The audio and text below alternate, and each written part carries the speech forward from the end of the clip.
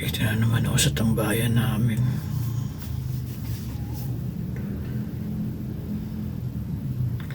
Naiisip na naman kita. Anak ko, daming tanong sa utak ko. Bakit mo ginawa yun? Pwede mo naman akong tawagan kung may problema ka. Laging ganun na nasa isip ko.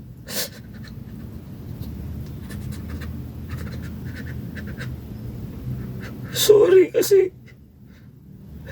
lumipat ako ng trabaho. Lumayo ako sa inyo. Nag-stay ako sa trabaho.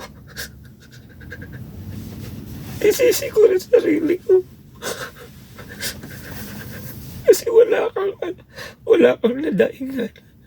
Dati, pag nasa media ako, pupunta ka lang sa akin, hihingi ka ng pera para pumunta ka ng MOA.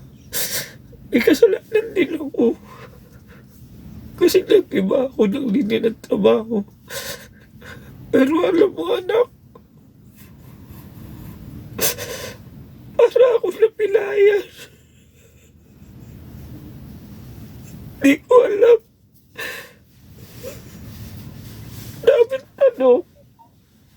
Daming tanong sa isip ko. Kung ano yung pagkukulang ko. Ngayon di ko matanggap na wala ka na.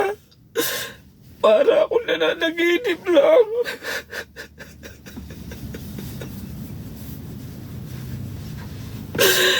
Parang panaginip lang lahat na to. Parang mahabang panaginip. Ang hirap. Pag nag-iisa ako dito sa sakyan, lumalabas yung mga masasaya mong alaala na nahihirapan ako. Kung alam mo lang kung gaano kabigat, gaano kasakit.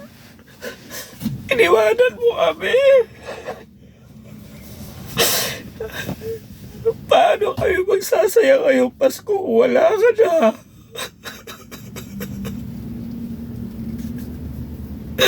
Magpapasko kami malungkot.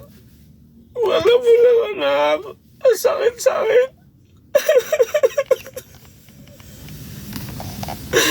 Anak ko, mahal na mahal ka namin.